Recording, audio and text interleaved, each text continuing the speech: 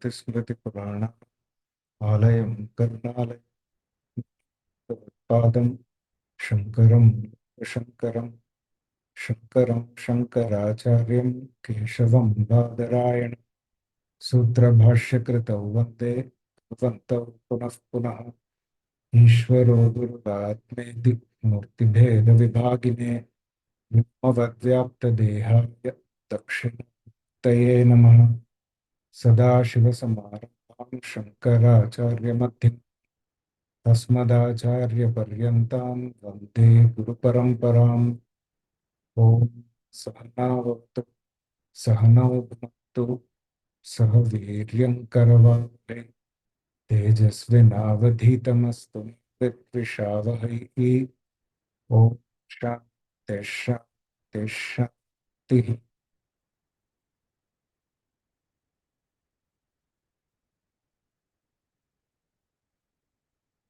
We will be looking at verse number 10. वयसि गते कः कामविकारः शुष्के नीरे कः कासारः क्षीणे वित्ते कः परिवारः ज्ञाते तत्त्वे कः संसारः. So all these 4 lines, they try to bring out that where there is no cause, the effect cannot exist.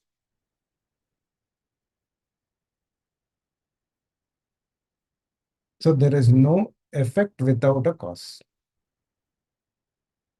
The first example he gives is Vayasi gate kaha kama vikara. When one becomes old, then where are these feelings of where is this biological urge for the opposite sex? Sometimes it is there, but generally the hormones, they reduce when a person ages. So the hormones are not that fiery when you grow old. So the craving also reduces with age. Vayasi gate kaha kama vikaraha shushke nire kaha kasaraha. When the water has dried up, then where is the lake? Previously, when it was full, then you can call a certain area as a lake. But now there is no water, and so you cannot call it a lake anymore. So near the Gurukulam where we are building, there is a small lake. So in summer, the water dries up quite a lot. Still there is some water, but it dries up quite a bit. So it is just a small pond, very small area, there is some water. But during the monsoons, it fills up completely. So then there is a lake. So Shushke Nire Kaha Kasara. In fact, a lot of areas in Chennai where there is a huge amount of construction now. So they were all lakes before, like the areas around Velacheri and that side. So they were all lakes before, and now huge apartments have come in that place. And also near Tambaram, there is one place called Mudichu. Whenever there is heavy rain, then there is water up to the first floor. Because they were all lakes before, and so buildings have been constructed on earlier lakes. So they say that water has its own memory. So it has been flowing in a certain area for generations, for hundreds of years. So even now, when there is excess water, it goes to the same place, it seems. Water, nature has its own way of retaining certain things in its memory. So even though there are buildings now, so water doesn't know that there are buildings now, I should not fill up that place. So it just goes and fills up and the places get flooded. So this is a huge problem in so many different places in Chennai because they were all lakes and ponds earlier. So here he says, Shushke nire kaha kasaraha, Kshine vitte kaha parivaraha. So again, he goes back to the relationship one has with one's family. So brings up this idea again and again, says that the relationship is purely selfish in nature. So when you lose all your money, when you don't have money, then where is family? So people, they just go away and, looking for greener pastures. So kshine vitte kaha parivaraha. And people don't respect you anymore.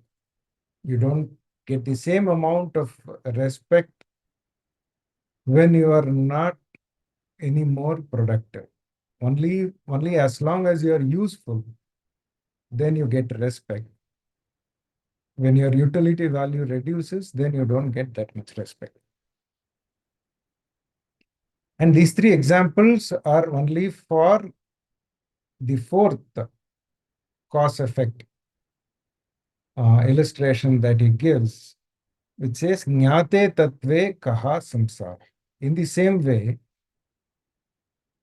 when you have known the truth, then where is samsara? Where is this cycle of birth and death?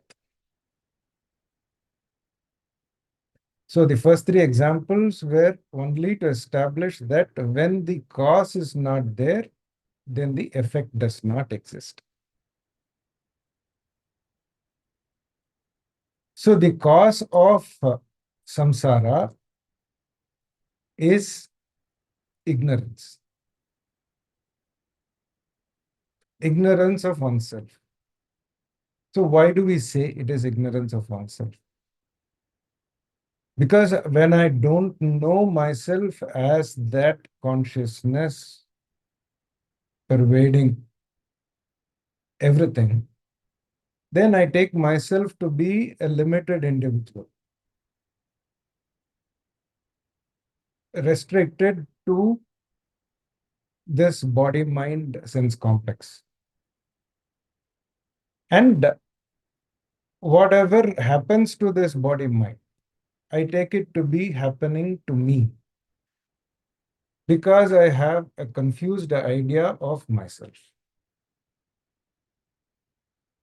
So that is because of ignorance. When I shrink myself like this to just this body mind, then I have desires. If I understand that I'm all pervasive, then there is no need for me to have any desire. Desires become meaningless, aspirations become meaningless, ambitions become meaningless. See, desires, the bottom line of all desires is that you feel you are lacking something.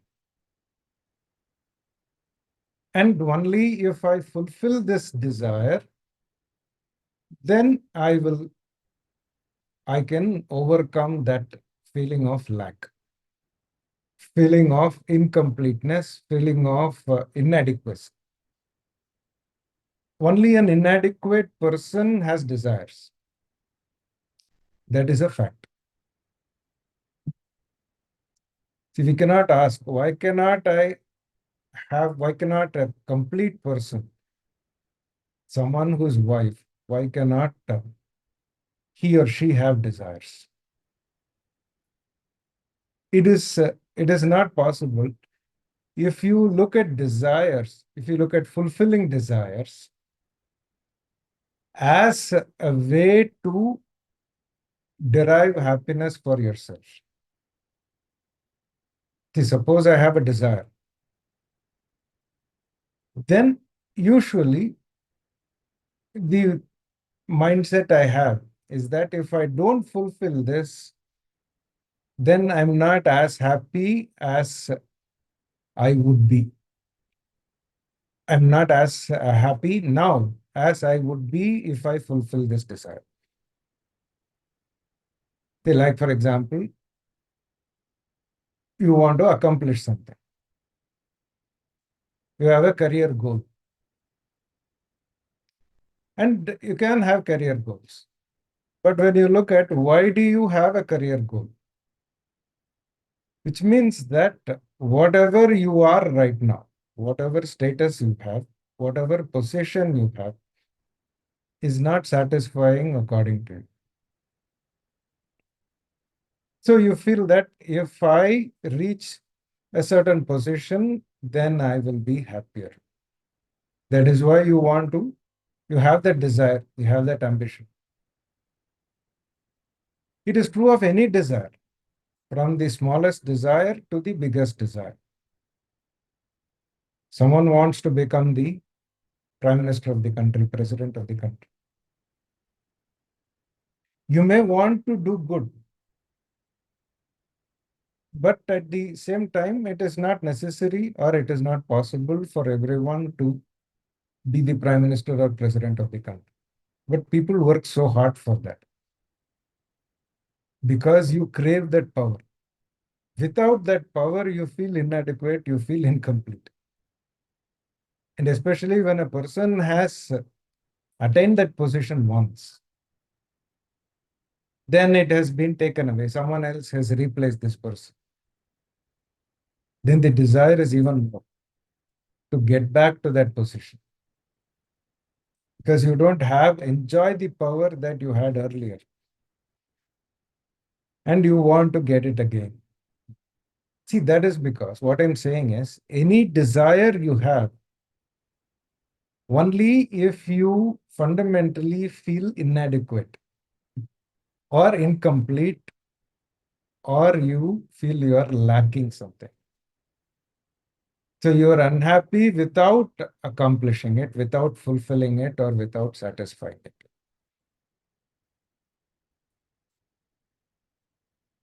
So that is, and that happens if I'm not aware of my true nature. If I don't have the knowledge of who I am. Until then, I will be ignorant. So until I'm ignorant, I will have desires. And certain desires I manage to fulfill. And many desires I'm not able to fulfill. So even when I grow older, and I will die one day, even when I die, I have a lot of unfulfilled desires.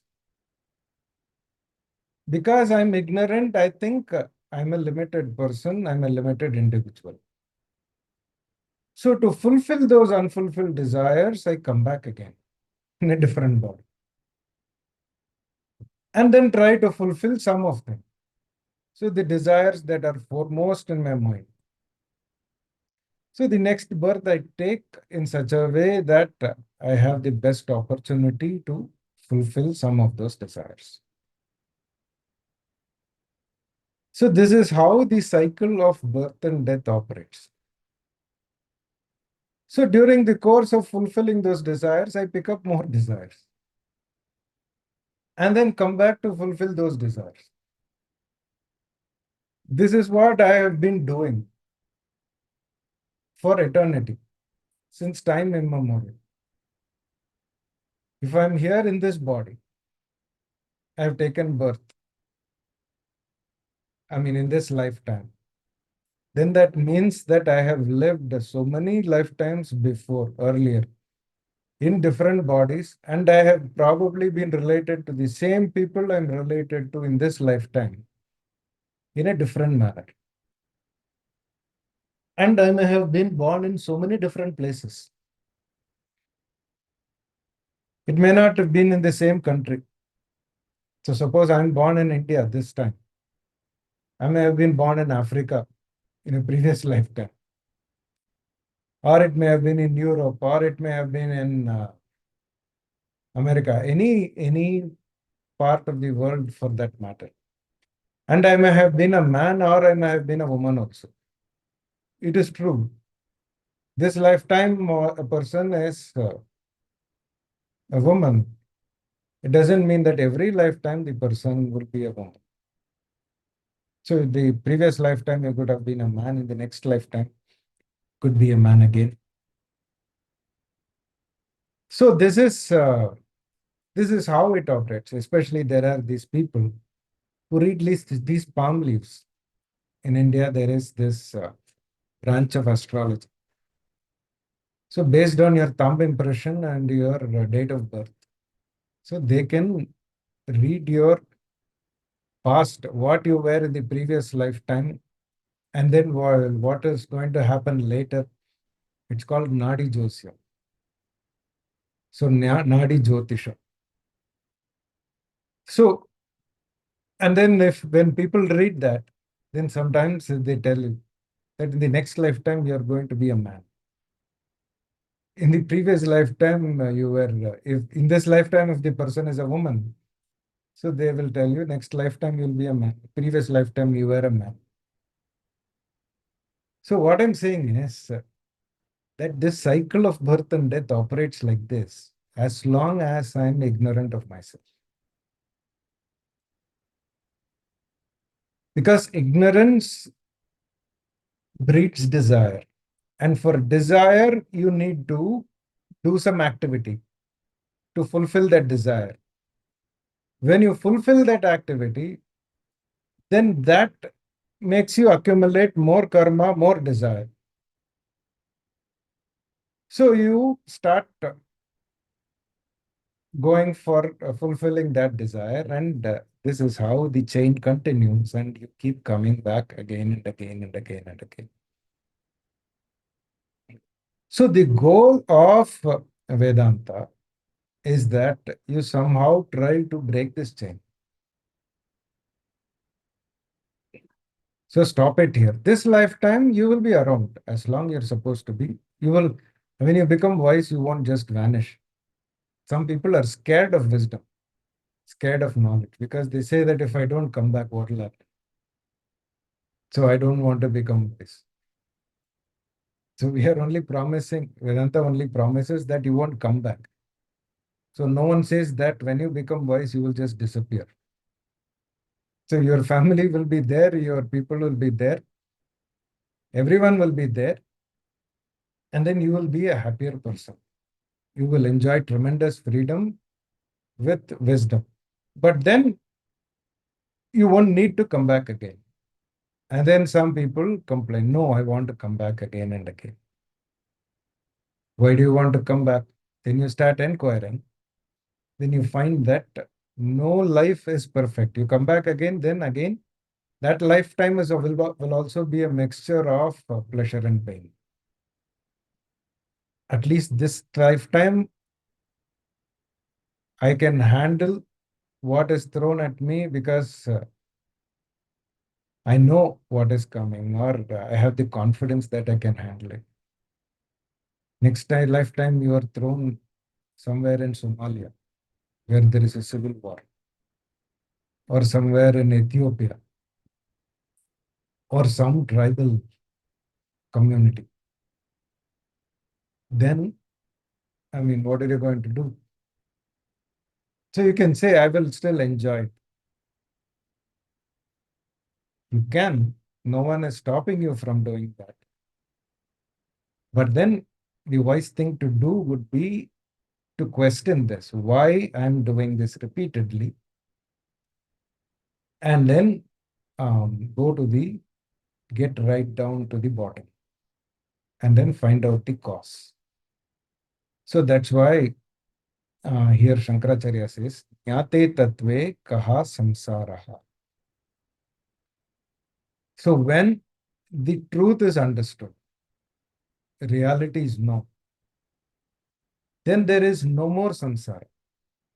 Not just no more future birth, but even in this lifetime, one experiences a tremendous amount of freedom, which is definitely not there as long as one is ignorant.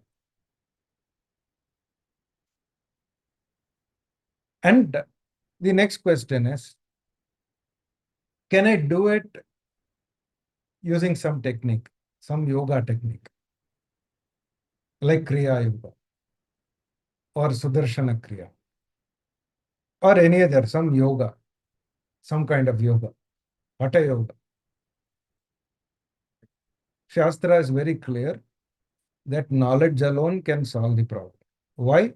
Because the problem is one of ignorance. So any ignorance can only be destroyed with knowledge. See, suppose you are ignorant of mathematics. Will you will you do some extremely difficult yogasanas because you are ignorant in mathematics? So you will go pick up a book or go to someone who can teach you mathematics and learn. So knowledge alone is going to help you get rid of ignorance of that subject. And here also, any technique like, Kriya Yoga or Sudarshana Kriya, I don't have anything against any of these techniques. So these techniques give you some relative peace of mind, some relaxation, they definitely give you. There is no doubt about that. No one is denying that. So don't think I'm criticizing those techniques. I'm really not. So, but the idea is that that by itself is not going to help you solve this primary problem of ignorance. Because the problem is ignorance, for any ignorance, knowledge alone is the solution. And for self-ignorance, self-knowledge alone is the solution. So because the problem here is of self-ignorance. And self-knowledge alone can solve this problem. That's why Shankaracharya says here, Jnate tatve kaha samsara. So when the tattva is known, when the truth is known, then where is samsara? Samsara disappears. There is no more sadness, no more sorrow. Temporarily, one may have a little bit unhappiness here and there, but it is all immediately you learn to dismiss it from your mind. So nothing really bothers you anymore, even while you're alive. With knowledge, the knowledge doesn't allow anything to bother you anymore. It is like you insulate yourself from being bothered by any kind of problem, however big it may be. The problem does not go away, but you don't feel affected by that problem. You don't let it impact you. So that is how knowledge operates, wisdom operates. That's why he says, Jnate tatve kaha samsaraha. Then we'll move to the next verse. Verse number 11.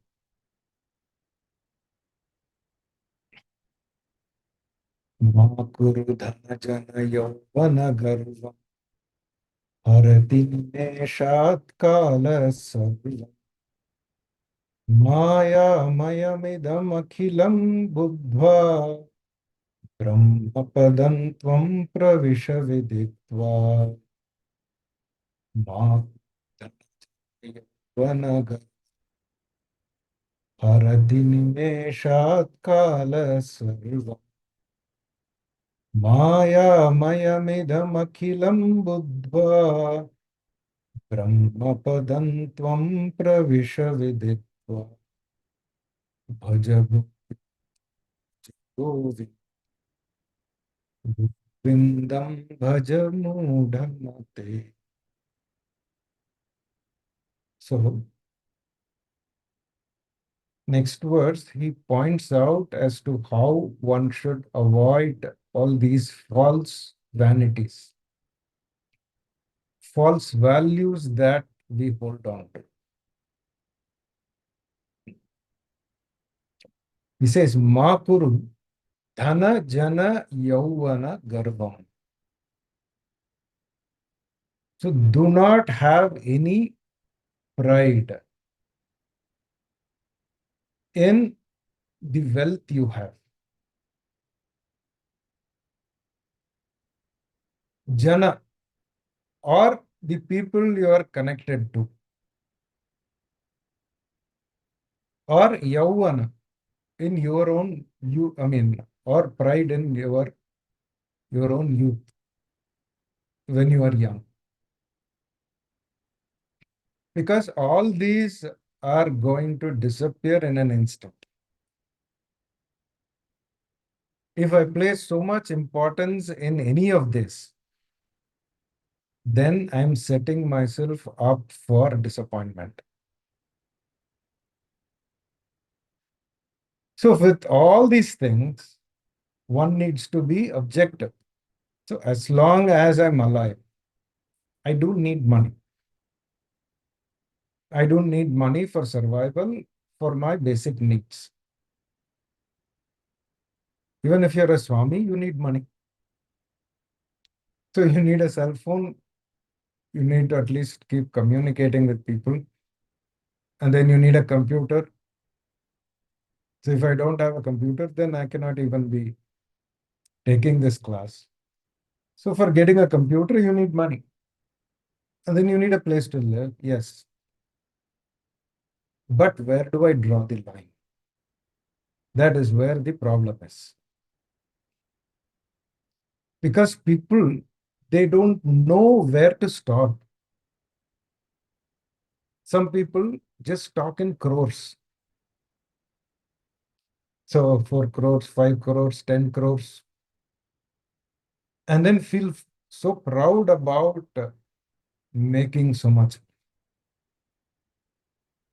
Because it is like, that is like building castles on a pack of cards. You just have to remove one card from the bottom. Then everything will crash in no time. So having pride or placing too much excessive value, disproportionate value in money, that is the worst thing to do. But at the same time, have a healthy attitude towards money.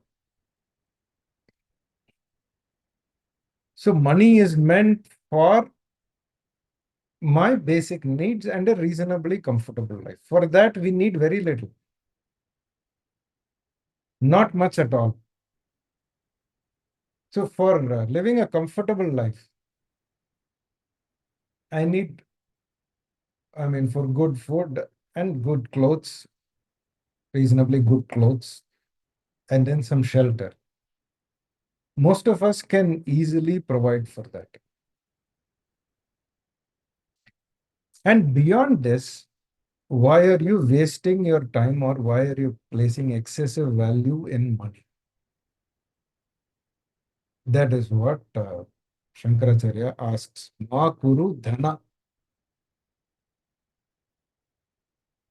So dhane garvam. So in money, don't have any pride in being wealthy. Some people like to flaunt also. And they'd like to um, boast about their wealth. So I have this property here. I have so much money in the bank, and I have so many properties in so many places. Especially today. So these people who earn a lot, it's a fashion to buy property. So a person is in Bangalore or any place for that matter. So how many places do you need to live? You need only one place. But people get 3 apartments, 4 apartments and boast about it. So I have an apartment in this premium area, so posh area, and then apartment somewhere else, and then independent house, individual house somewhere else. What is the point? It is just for satisfying your ego, and it is a complete waste of time. Because the ego itself does not have any substance. If you start looking for the ego, then you will not find it anywhere. Ego is just something that I have imagined in my mind. That is again because of ignorance. So, for satisfying that non existent ego, I struggle through my life and waste all my time. That's why Ma Kuru Dhane Garvam. And then the next he says, do not have any pride in your connections. Jana. So nowadays, networking is a big thing. So people want to network and increase their connections on LinkedIn. So people like to have 10,000 followers, 20,000 followers, even 1 lakh followers, and feel very proud about it. So I have so many connections. So if you have 10,000 followers, then the fact is that you will not know more than 9,500, 9,700 of them personally. So you're just connected on LinkedIn. But still, there is so much value, so much pride in that. Okay, leave alone followers on LinkedIn. And people have so much pride in the achievements of one's own relatives and talking about it. In India, it's very common. My brother-in-law's sister's son is working somewhere. And you are very proud about it, that you know this person. So in India, it's very common. So somehow you create a connection. When you talk to someone, you somehow want to feel connected to that person. And then there is a certain pride that is generated inside. So I know this person. You may not even have seen this person. So you are connected in some nondescript way. And then you have this pride. So which is non-existent, for something non-existent. So jane garva. So don't unnecessarily waste your time on giving too much value to connections and relationships. Because it takes a lot of time. Networking also takes a lot of time. Maintaining relationships take a lot of time. But for what purpose? You might rather be using it for better things, for gaining knowledge, gaining self-knowledge. So that is why he says your priorities clear. And then Yauvane Garvam. So when you are young, when you are healthy, and if you are beautiful, then people are proud about their appearance, which is just disappearing in front of their eyes. So youth cannot last. Just a few years it will last and then it will pass. But whole of your youth, you have been obsessed with your physical appearance. And when you grow older also, you try to not let your age show. So you put some makeup and then hide your age for as long as possible. Beyond a certain point, it becomes impossible. But up to a certain point, you try your best to hide your aging. So there are these anti-aging creams. So people get these anti-aging creams and then try to hide their age. In fact, full of chemicals. You should never even use any of them. All harmful chemicals. That's because you place so much value, so much pride on your youth. Even these old people, people who are more than 50, 60, disproportionate amount of time, some of them, not all, they spend on making themselves more attractive, trying to make themselves more beautiful. It is so disgusting to even see. You can clearly see that this person is more than 50 or 60. But you have like 3 layers of makeup on that person. And behaving like a teenager, dressing like a teenager and behaving like a teenager. So this is absolutely ridiculous because you have unnecessary value on your physical appearance, which amounts to nothing, by the way, which is absolutely useless. So ma kuru dhana jana yauvana garvam. So do not feel proud about any of this. Why? He gives the reason also. Harati nimeshat kalaha sal. Because all of this can just disappear in an instant, vanish in an instant. So this is just to give us some clarity that if we are doing any of this, then we should avoid doing it. If I have too much value for money or wealth, too much value for position, career, then it is all a complete waste of time. I'm not saying this. Shankaracharya is saying this. So don't think I'm giving my own ideas. So Shankaracharya is saying this, and that is how it is. Because these are all timeless, timeless facts, timeless truths. So Harati Nimeshat Kalaha Sarvam. So all of them, they can vanish in time. Nimeshat, in no time. Maya Mayam idam akhilam buddhva brahmapadam tvam pravisha viditva.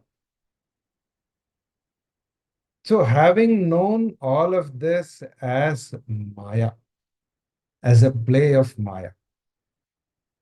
See, Maya, the word means ya ma sa Maya. So that which is not is called Maya. Which means anything that keeps vanishing in front of your eyes.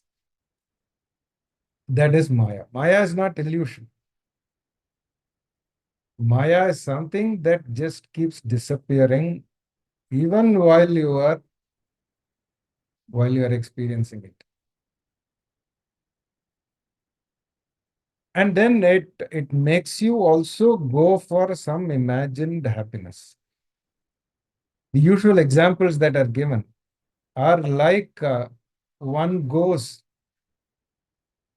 one goes to get water in a mirage, to drink water in a mirage. See, in the desert, or even when it is extremely hot, on the road, it appears like there is some water on the road, but actually it is just an optical illusion. So it's a mirage that is created, illusion that is created. And how intelligent would it be if I think that is real water? In a desert, when one is desperate, then one can even be excused for thinking it is water because of the desperation. But really, there is no water. But when you know that it is just optical illusion, then how intelligent would it be to go for that? And Shankaracharya says, or whole of Vedanta says, that all our desires are just like that. Just like a water. Thinking that there is happiness in fulfilling the desire. It is just like trying to drink the water in a mirage. Or another example that is given is thinking that a shell is silver, like on a beach. So you have these shells. So in this early morning, sunlight, because of the reflection, because of the angle of reflection, it it appears like silver. And how wise are you if you think that is silver and try to go and pick it up? So you go near it, you will find it is just a shell. So it is not silver. So any desire is like that. Even you accomplish the desire, by the time you really experience it, then it has passed, the moment has passed. Like, for example, just a few days back, the Indian team won the World Cup. So it's a very creditable achievement. I'm not really criticizing. And they worked so much and they wanted to enjoy this moment. And they did. So they came back to India and they were given unbelievable welcome. So whole city had just gathered, both Delhi and then they soaked in every moment of it. They enjoyed every moment of it. Okay, you have accomplished it, you have enjoyed, but now it is past. Everyone has stopped talking about it. Now you have to start working for something else. So even if one accomplishes some very big desire, the happiness that one derives is going to be only very, very momentary. Some of these people have worked their whole careers for just this World Cup victory. 15, 17 years, people have waited. So all desires, so the Shastra says that all desires are like that. The happiness that you get is going to be very, very momentary. So think twice before you give too much importance, excessive importance to any desire. Because if what you are seeking is happiness or joy, then what you need is happiness that can last. You don't need happiness that is very momentary. So after you understand that there is only momentary happiness in this, then how intelligent would it be to still go for it? Because anything you achieve, whether it is raising one's children or one's own career or anything in one's life, achieving something is going to give you only momentary happiness. So then what should I do? Should I not achieve anything? So should I become idle? Should I just keep idle? So, but that's not what the Shastra says. Shastra says that it's better that you spend time on gaining knowledge. So that alone gives everlasting fulfillment, permanent fulfillment.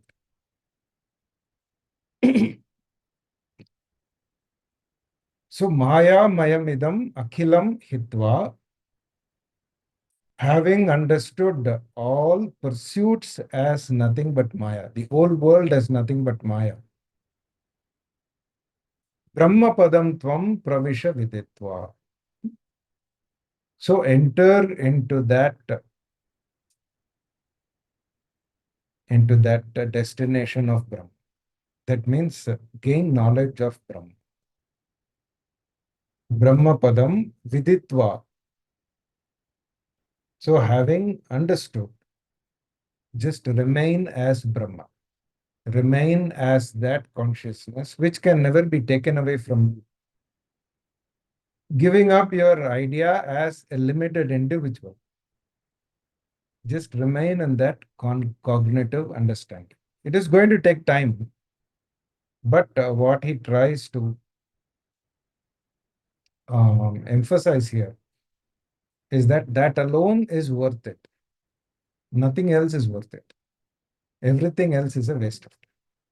Everything else one does in one's life, as long as it does not contribute towards the knowledge of oneself, it is a complete waste of time.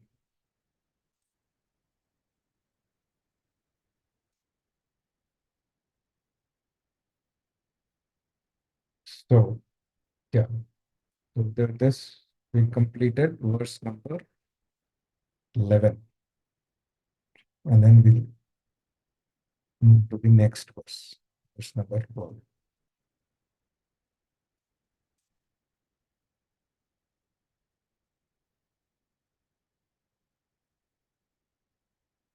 विनयामिन्यौ सायं प्रातः शिशिरवसन्तौ पुनरायातः कालः क्रीडति गच्छत्यायुः तदपि न मुञ्चत्याशावायुः विनयामिन्यौ सायं प्रातः शिशिरवसन्तौ पुनरायातः कालः क्रीडति गच्छत्यायुः तदपि न मुञ्चत्याशावायुः भज गोविन्दं भज गोविन्दं गोविन्दं भज मूढमते. So he says, however much you cry your throat hoarse, so however much you try to make people understand, people refuse to see this because it is really difficult for one to appreciate the importance of spiritual knowledge in one's life. Once you have it, then you feel, how did I manage to live without it, without going crazy? So how did I manage to retain my sanity? So that is how you feel once you know a little bit. But to be able to impress upon the importance of this pursuit to anyone, it is an uphill task. It is a very, very difficult task. So that is what he also points out here. And he says, Dinayaminyau Sayam Prata. So Dina Yaminyau. So day and night. Sayam and Pratah. Evening and morning. Shishira Vasantau Punarayata. Punaha Ayata. So seasons. So Shishira Vasanta, winter and spring. Punaha Ayataha, come and go, come and go. So days come and go. Days and nights come and go. Mornings and evenings come and go. And then seasons also come and go. We have seen so many seasons, we will see more seasons. They just keep coming and disappearing. And he says, Kalaha Kridati. So that is how time plays with us. Gachati Ayu. And in the course of all of this, you also age, you also grow older. Even before you realize, you've become older. Like before you are, by the end of this class, you will be older than what you were at the beginning of this class. So time does not stop. So in 1 hour, we don't see the difference in appearance, but that is the way it is. So time is running, time is just flying. Before you realize you're out of school, before you realize you've got married, before you realize you have children, and before you realize the children grow up also. And then you die. So 50 years, 60 years, 70, 80. That is just nothing in the bigger picture. So I think this person has had a long life. But 70, 80, or even 90, 95, 100, it is nothing at all. So it just flies in no time. And then you come back. We all have done that. So that's what he says. Kalaha kridati. Gachati ayu. And you age. You grow older. But alas, tadapi na munchati asha vayu. But your cravings don't seem to reduce. Your desires don't seem to reduce. When you were young, you had certain desires. So in your youth, you had certain desires. And then middle age, you have some desires. Old age also, still people have a lot of desires. And some people have a bucket list. So that I will have to fulfill all of this before I die. If I don't fulfill this, then I will die a very dissatisfied person. So that is how we live, and we think that having desires is a good thing. But Shankaracharya again points out, says that you have to inquire into desires themselves and see whether it is worth, it is of any use for us to keep pursuing desires endlessly and recklessly. The list only increases, it does not reduce. If it has reduced, then that is the sign of a wise person. Because for a normal person, it only changes or increases. Only if the person is wise, then it reduces. Sometimes out of frustration, it may reduce also, but that is very temporary. So some people feel that there is no point in doing anything. But that's only out of frustration. That's not long lasting. Some people lose the interest to do everything in their life. Again, so most of the time, it should not be mistaken for wisdom. It is only frustration or their own depression that they have lost interest in doing anything. But slightest opportunity, then all the desires will start manifesting. So next lifetime they come back, then they will come back with full vigor. Or even this lifetime, when they are given an opportunity, saying that, okay, I will solve all your problems. So then the desires will start coming back one by one. Because they are just dormant, they are not eradicated. So that's why he says, even when a person, time is just flying, and you are aging very fast, but still your desires don't seem to reduce. So you are just obsessed with fulfilling something or the other. And the modern society also encourages you to dream for the stars and then go and get it. People say that. Shastra says that don't dream. Don't waste your time on dreaming unnecessarily. Because dreaming is just living in an imaginary world. Even if it were some accomplishment, people ask, why should I not dream for something big, something no? If you want to dream, you can dream. But if you depend on happiness for achieving whatever you are dreaming, then you are not going to get what you're really seeking. Because even if you achieve your dreams, that happiness is only going to be momentary.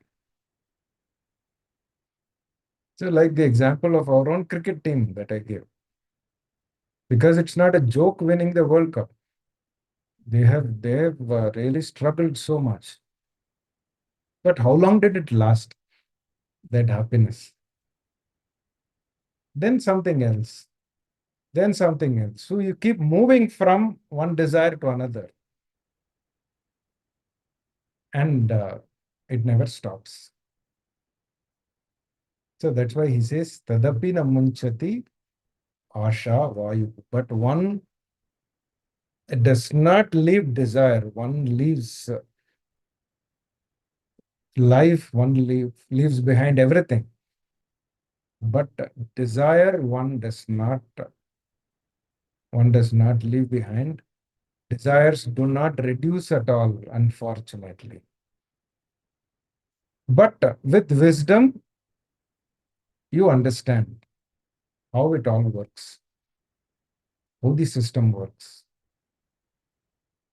And then you're clear about your priorities and the purpose of having been given this life and this opportunity to do something really solid. Not just be satisfied. Be satisfied with doing something which is very momentary, which is very temporary. Should do something that is really long lasting, everlasting. So with this, we'll stop here and continue. Om Purnamadav Purnamidam Purna Purnamudachyate Purnasya Purnamadaya Purnameva Vasishyate Om Shanti Shanti Shanti. Harihi Om Shri Gurubhyo. Harihi Om.